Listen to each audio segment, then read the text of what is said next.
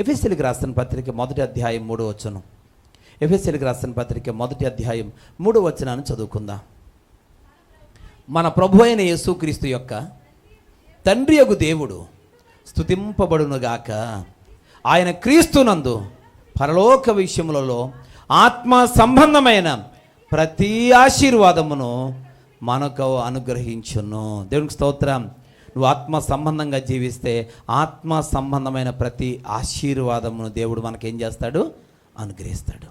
పిల్లరా, ఆత్మ సంబంధులు ఆత్మ సంబంధమైన ఆశీర్వాదాల కోసం ఎదురు చూస్తారని చెప్పొచ్చు.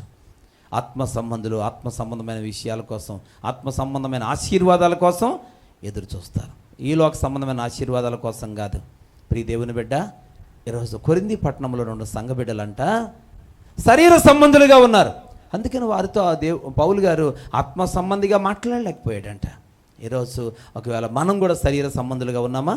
ఒకవేళ శరీర సంబంధులుగా మనం ఉన్నట్లయితే ఈ 7 లక్షణాలు మనలో ఉండున్నట్లుగా మనం జాగ్రత్త పడగలిగితే మనము కూడా ఆత్మ సంబంధులుగా దేవునికి కనబడబోతున్నాము. నమ్మిన వారు స్తోత్రం చెప్పండి. హల్లెలూయా. ఇది నీవు కూడా ఆత్మ సంబంధిగా నువ్వు మార్చబడబోతూ ఉన్నావు. యవనస్తులుగా ఉన్నా, యవనస్తురాలుగా ఉన్నా, నడివయసు కలిగిన వారైనా, వృద్ధాప్యంలో ఉన్నవారైనా, మనం ఎవరైనప్పటికీ బిడ్డరా ఆత్మ సంబంధులుగా మనం ఉండడానికి ఈ 7 లక్షణాలు మనలో కలిగి ఉంటే మనమందరం దేవుని దృష్టిలో ఆత్మానుసారులుగా కనబడతాం. అప్పుడు దేవుడు ఆత్మీయులతో మాట్లాడినట్టుగా మాట్లాడతాడు. దేవునికి స్తోత్రం. శరీరానుసారంగా ఆలోచన చేయొద్దు. శరీరానుసారమైన మనస్సును మనలోంచి పూర్తిగా మనం తీసేసుకుందాం. హల్లెలూయా, హల్లెలూయా.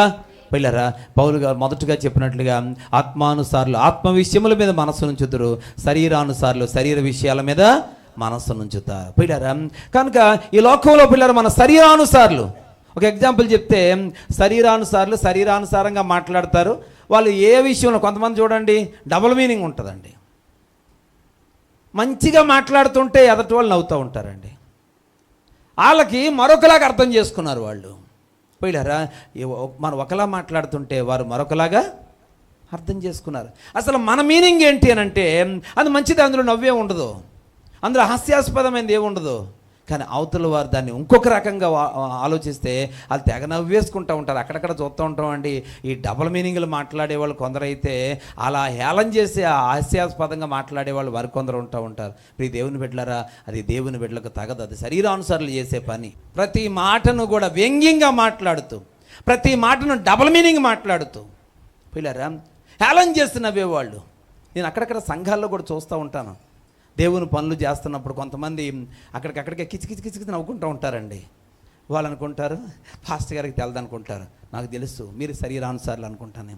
మీ బుద్ధిహీనత మారలేదు, మీ బ్రతుకు మారలేదు, మీ ఆలోచన విధానం మారలేదు. మీరు అంతే. ఇక దేవుడి ద్వారా ఏ కార్యాన్ని మీరు పొందలేరు అని మనసులో అనుకుంటాను, బాధపడతాను. నాకు తెలియక కాదని తెలిసి పోయిలారా, ఒక్కొక్క చోట ఒక్కొక్కరు చేసే సిన్నులు సామాన్యమైనవి కాదు.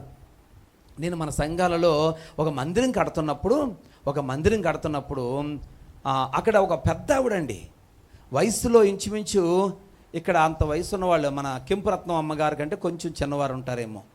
పోయిలారా, ఆ తల్లిగారు చాలా వ్యక్తిగతంగా చాలా మంచిగా ఉండేది ఆమె. కానీ ఆ పని చేస్తున్నప్పుడు ఒక చోట ఒక సిన్ని చేస్తా కూర్చుంది, ఒక పని చేస్తా కూర్చుంది ఆవిడ. ఒక వాటర్ బాటిల్ తీసుకొని ఏదో చేస్తూ ఉంటే అక్కడ ఉన్న వాళ్ళందరూ పక్క నవ్వుతుంటే ఆవిడ అలాగే చేస్తూ ఉంటే ఇక అందరూ కూడా ఒక్కొక్కరు అలా అటు చూడని ఇక అందరికీ అర్థమైపోయింది. ఎందుకంటే ఆవిడ శరీరానుసారి, వీళ్ళు కూడా శరీరానుసారులే తెగా నవ్వేసుకున్నారండి. నేను ఆ రోజు చాలా కలత చెందాను, చాలా బాధపడ్డాను. దేవుడు మందిరం దగ్గర పనిచేస్తూ ఉన్నారు, వీళ్ళకి ఇదేం బుద్ధి, ఇదేం స్వభావం వీళ్ళకి అని చెప్పి పిల్లరా బాధపడ్డాను. కొంతకాలానికే పిల్లరా కుటుంబ పరిస్థితి అస్తవ్యస్తం అయిపోయింది. ఇప్పుడు వాళ్ళకంటే దిక్కుమాలోళ్ళు నాకు తెలిసి ఈ ఏరియాలో ఎవరు లేరండి.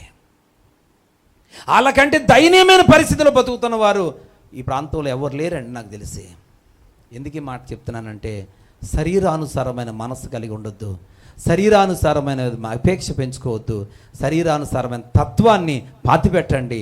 ఆత్మానుసారంగా ఎదగడానికి ప్రయత్నం చేద్దాం. అట్టి కృప దేవుడు మీ అందరికీ అనుగ్రహించును గాక. ఆమేన్.